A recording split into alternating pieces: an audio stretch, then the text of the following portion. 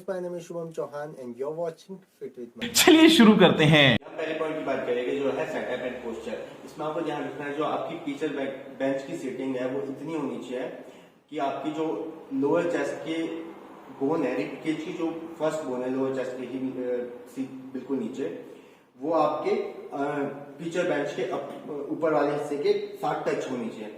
और अपने आर्म्स को बिल्कुल रेस्ट पे रखो। और देन आपको एक बात का और ध्यान रखना है कि आपकी जो आर्म्स है वो आपके बेंच से दूर नहीं होनी चाहिए। मतलब ज्यादा दूर हो गए तो इससे आपकी इंजरी के चांसेस बढ़ सकते हैं। आपको इंजरी हो सकती है, आपके एल्बोज में इंजरी हो सकती है, आपके एल्बोज शोल्डर्स में पेन हो सकता है। तो अपनी जो आर्म्स को है वो बिल्कुल बेंच के साथ रखना है, अपनी चेस्ट को बाहर रखना है, जो कि हर एक्सरसाइज में करते हैं हम। एंड एक और बात का ध्यान रखना, इसमें एक और मिस्टेक की बात करूंगा मैं, जिसको लोग नॉर्मली जिम में करते हैं। वो क्या करते हैं, अपनी बैक को बहुत ही पीछे ले जाते हैं। ये बहुत ही डेंजरस चीज है, इससे बैक रोड होने के चांसेस है, आपकी बैक में पेन हो सकता है, आपकी बैक में इंजरी हो सकती है। तो ये बहुत ही बड़ी गलती करते हैं लोग, बहुत ही बड़ी मिस्टेक है लोगों की। वो सोचते हैं कि इससे वो ज्यादा लिफ्ट कर सकेंगे। नॉर्मली जिम में, हर जिम में होता है, पर इससे आपकी बैक रोल होने के चांसेस होते हैं और आपकी बैक में इंजरी होती है। इसको बिल्कुल भी मत दोहराओ। अब आपको क्या करना है, अपने बैक को बिल्कुल स्ट्रेट रखना है बेंच के साथ, और अपने जो बैली है उसको भी बिल्कुल पीछे बेंच के साथ रखना। इतना रखना है, बैली को इतना ही नजदीक रखो कि आप सांस ले सको और आपको बिल्कुल कंफर्टेबल हो। और अपनी चेस्ट को बाहर रखें, और जो मैंने पहले बोला है कि अपने आर्म्स को रिलैक्स कीजिए बिल्कुल साथ बेंच। इसमें आपको और अपनी कोर को भी टाइट रखना है। आई थिंक आपका पहला पॉइंट क्लियर हो गया होगा। अब हम बात करेंगे सेकंड पॉइंट की, एल्बो प्लेसमेंट की। एल्बो प्लेसमेंट से मेरा क्या मतलब है, आपको अपने आर्म्स को पूरा रेस्ट करना है यहाँ पे, और अपनी एल्बोज को ऊपर को नहीं पुश करना है। कुछ लोग क्या करते हैं, ज्यादा स्क्वीज के लिए, ये नॉर्मली होता है कि हम जब बाइसेप्स एक्सरसाइजेस करते हैं, स्ट्रेट में हम कर्ल करते हैं, बाइसेप्स कर्ल करते हैं बार के साथ, तो कहा जाता है कि ज्यादा स्क्वीज के लिए, ज्यादा बेनिफिट के लिए हम ऊपर के लिए स्क्वीज करते हैं, जिससे कि हमारा बाइसेप स्क्वीज होता है। पर ये पीछे बेंच में ये बिल्कुल भी काम नहीं करता है। तो इसमें आपको क्या करना है, इसमें आपको अपनी एल्बो को ऊपर को नहीं उठाना है। इसमें अपनी एल्बो को आप बिल्कुल रेस्ट में रखो, सीधी रखनी है, और ये इसमें पोजीशन होनी चाहिए आपकी, up and down, up and down. जो हम एल्बो प्लेसमेंट की बात कर रहे हैं, उसमें हम एक और पॉइंट की बात करेंगे कि कुछ लोग क्या करते हैं, कुछ लोग सोचते हैं अगर हम अपने आर्म्स को बिल्कुल बाहर को फ्लेक्स कर देंगे, बाहर को मोड़ देंगे, तो हमें ज्यादा बेनिफिट मिलेगा। ये फीचर कर्ल में ये सही नहीं है, क्योंकि इससे क्या आपको डिसएडवांटेज होता है फीचर कर्ल में, आपको इससे ये डिसएडवांटेज होता है, जब भी आप इसको बाहर को मोड़ के कर्ल करने की कोशिश करते हो तो आपको एक प्रॉपर कर्ल नहीं मिल पाता है, जो कि आपको एक नॉर्मल पोजीशन में मिलता है। तो ये बिल्कुल गलत है कि आपको इसको बाहर करके या इससे बिल्कुल ही साइड में रख के इस तरीके से आपको इसमें ज्यादा फायदा मिलेगा, तो ये बिल्कुल गलत है। इससे आपका कोई फायदा नहीं होगा एक्सरसाइज को करने का, वेस्ट है आपकी, जितने भी आप रेपुटेशन मारेंगे सारे वेस्ट है। इसलिए अपने आर्म्स को नॉर्मल रखिए। अपनी एल्बो की प्लेसमेंट ये होनी चाहिए, आपकी एल्बो की प्लेसमेंट नॉर्मल, ना कि ये बहुत ही वल्गर हो जाता है। आपके शोल्डर पे बहुत पेन और टेंशन पड़ता है, आपके एल्बोज पे बहुत टेंशन पड़ता है, आपके रिस्ट पे बहुत टेंशन पड़ता है, तो बहुत ही ज्यादा ये वल्गर पोजीशन हो जाती है। सबसे बेस्ट पोजीशन आपकी जो है वो है ये नॉर्मल, आपको स्क्वीज करना है, up and down, up and down. एक और मिस्टेक की बात करूंगा मैं, इसमें गलती करते हैं लोग, जिस वजह से उनकी आर्म्स बढ़ जाती है, कि वो हैवी वेट लेने लग जाते हैं फीचर कर्ल में। फीचर कर्ल में आपको हैवी वेट लेने की कोई जरूरत नहीं है, एक नॉर्मल वेट से करिए, जिससे कि आप एक नॉर्मल 8 to 12 रेपुटेशन नॉर्मल अच्छे से मार पाओ। ऐसा होना चाहिए आपके फर्स्ट रेपुटेशन में जो आपकी फॉर्म है वो ही आपकी 12th रेपुटेशन में होनी चाहिए। आपकी फॉर्म से आपको हटना ना पड़े, ऐसा वेट आप अपने फीचर कर्ल पे रखिए। कुछ लोग से 5 किलो भी नहीं मारा जाता, वो 10 किलो डाल देते हैं, जो कि बहुत ही गलत, बहुत ही बड़ी गलती है एक एक्सरसाइज में। जब भी आप स्क्वीज करते हो, रिस्ट को आप बिल्कुल ही स्ट्रेट रखो जब भी आप कर्ल्स करते हो, ठीक है। अपने रिस्ट को, ना ही अपने ये भी बोलते हैं कि अपने रिस्ट को अगर बाहर को आप रखोगे तो आपको उसमें ज्यादा टेंशन नहीं, ज्यादा कुछ नहीं होता है। आपके आर्म्स पंप होके टेंशन आपको नॉर्मल में भी उतनी ही मिलेगी, ऐसे भी उतनी मिलेगी, इस तरीके से भी उतनी मिलेगी।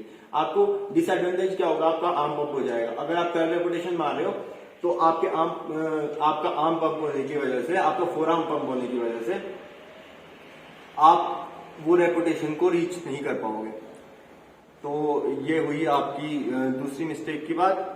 अब आते हैं हम थर्ड पॉइंट पे। जो हमारा इसमें थर्ड पॉइंट है वो हमारा range of motion and tempo. Range of motion आपको इसमें क्या रखना है, इसमें हमारा रेंज ऑफ मोशन होना चाहिए slowly down and up, down and up. इसमें आपको बहुत स्लोली कॉन्ट्रैक्ट एक माइंड एंड मसल कनेक्शन बना के आपको एक्सरसाइज को परफॉर्म करना है। कुछ लोग क्या करते हैं कि अगर हम बिल्कुल ही इसको आर्म को सीधा कर देंगे तो हमको एक अच्छा स्ट्रेच मिलेगा, जिससे कि अच्छा स्क्वीज मिलेगा। ऐसा कि जो कि बिल्कुल ही गलत है। ये इसलिए गलत है क्योंकि हम एक्सरसाइजेस करते हैं ग्रेविटी के अपोजिट, तो जब हम पुल करते हैं तो हमें स्क्वीज मिलता है। ग्रेविटी के अपोजिट पुल करने की वजह से हमें स्क्वीज मिलता है। तो अगर हम down then we go up, then down and we go up, इससे हमारे को रेंज ऑफ मोशन मिलता है। अगर हम उसी के उल्टा अगर हम अपने आर्म्स को बिल्कुल सीधा करके फिर इसे ऊपर को, पोस्चर क्या हो जाएगा, हमारी ग्रेविटी के अपोजिट हम नहीं खींच पाएंगे, हमारे आर्म्स को ग्रेविटी डाउन को खींचेगी, जो बार वाले हमारे आर्म्स को डाउन को खींचेगी। इसलिए हमारा जो सारा मसल टेंशन है, हमारे बाइसेप्स में जो सारा मसल टेंशन है वो हट जाएगा, जिससे कि हमारी एक्सरसाइज बिल्कुल ही गलत हो जाएगी और जो हमारे को बेनिफिट मिल रहा है इस एक्सरसाइज से वो हमारे को बेनिफिट प्रॉपरली नहीं मिल पाता है। इसलिए जो हमारे को सही पोजीशन, जो रेंज ऑफ मोशन, सही रेंज ऑफ मोशन रखना है वो है हमारा ये अप एंड देन डाउन। यहीं तक लाएंगे अपनी बारबल को, एंड अप, यहां तक अपनी बारबल को लाना है, यहीं से अप, यहां तक अपनी बारबल को लाना है और यहीं से अप। एंड इसमें एक और मोशन होता है इसेंट्रिक मोशन, जो कि आपके बाइसेप्स को ग्रो करने के लिए बहुत अच्छा होता है। तो उसमें आपको क्या करना है, जब आप ऊपर आओगे then we go down, that will be slowly and very slowly, then up, then go slow down, then up, very slowly। यह हमारा खत्म हो जाता है हमारा third point, range of motion and tempo. अब आता है हमारा फोर्थ पॉइंट, जो कि है हमारी ब्रीथिंग। बहुत सारे लोगों को पता चलता है एक्सरसाइज करते हुए वो कर्ल अच्छे से करते हैं, अपना पोस्चर अच्छे से होता है, पर उन्हें ये पता नहीं होता कि ब्रीथिंग वो कैसे करे, और ज़्यादा ध्यान भी नहीं देते नॉर्मली कोई। ब्रीथिंग इज मोस्ट इम्पॉर्टेंट, जिससे कि आपकी एक्सरसाइज आपको और भी बेनिफिट मिलता है आपकी बॉडी को, और आपकी स्टेमिना इंक्रीज होता है। Breathing is most important. तो हमें इस एक्सरसाइज में ब्रीथिंग किस तरीके से करना है, जैसे हम जब हम बारबल को अप करते हैं, breathe in and down, breathe out, breathe in down, breathe out.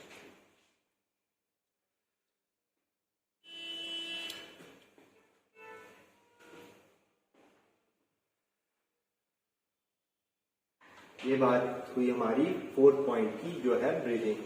अब हम करेंगे अपनी फिफ्थ पॉइंट की बात, जो है आपके मसल माइंड कनेक्शन। बहुत ही बड़ा पॉइंट, लोग एक्सरसाइजेस कर लेते हैं पर एक चीज बिल्ड नहीं कर पाते, वो है मसल माइंड कनेक्शन, जो कि एक मसल को बिल्ड करने के लिए एक बहुत ही बड़ा पॉइंट है। अगर आपका मसल माइंड कनेक्शन अच्छा है, सपोज करो आप बाइसेप्स की एक्सरसाइज मार रहे हैं, तो हमारा पूरा मसल माइंड कनेक्शन हमारे बाइसेप्स के साथ है ना, कि हमारी बाइसेप्स की एक्सरसाइज लग रही है, तो उसको ग्रो करने में हमारी बॉडी को और मदद मिलती है, क्योंकि पूरा ही कंसंट्रेशन आपकी बाइसेप्स पे होता है। तो जो हमारा फोर्थ पॉइंट है मसल एंड माइंड कनेक्शन, उसको आप किस तरीके से बिल्ड कर सकते हो सेपरेटली। बाकी एक्सरसाइज में भी आपको मसल माइंड कनेक्शन रखना है, पर हम बात करेंगे टीचर बेंच कर्ल की, फीचर कर्ल्स की। तो आप इसमें कैसे अपना मसल मैन कनेक्शन बिल्ड कर सकते हो। फर्स्ट मिस्टेक जो आपको नहीं करनी है वो कि अपने एल्बोज को अभी भी पूरी तरीके से लॉक नहीं करना है, ठीक। बाहर को जैसे लॉक कर लेते हैं और फिर उसको स्क्वीज करते हैं, जिससे कि आपका मसल मैन कनेक्शन पूरी तरीके से बस्ट हो जाता है। एंड सेकेंड चीज इज दैट कि आपको वेट एक नॉर्मल वेट रखना है जो कि आप लिफ्ट कर सको, आप स्क्वीज अच्छे से कर पाओ, अपने मसल माइंड कनेक्शन को अच्छे से बना पाओ। And third point is that कि आप अपने पोस्चर को सही रखो। अपने जो मैंने आपको पोस्चर में पहले बताया था, अपने पोस्चर को बहुत ठीक से रखो कि अपने चेस्ट को बाहर रख के अपने एल्बोज को लॉक कीजिए और नॉर्मल पोजीशन में। और बेस्ट मसल माइंड कनेक्शन जो होता है वो होता है आपकी इजी बार के साथ, बार सिलेक्शन। तो कई पॉइंट्स है इसके अपने मसल माइंड कनेक्शन बिल्ड करने के, आपको बहुत चीजें देखनी होती है। और भी मैं इसी टाइप की एक्सरसाइज, अलग अलग एक्सरसाइजेज पे वीडियोज आता रहूंगा इस सीरीज में। तो इस सीरीज को सपोर्ट कीजिए, चैनल को सब्सक्राइब कीजिए। तब तक के लिए stay safe, stay fit, bye bye.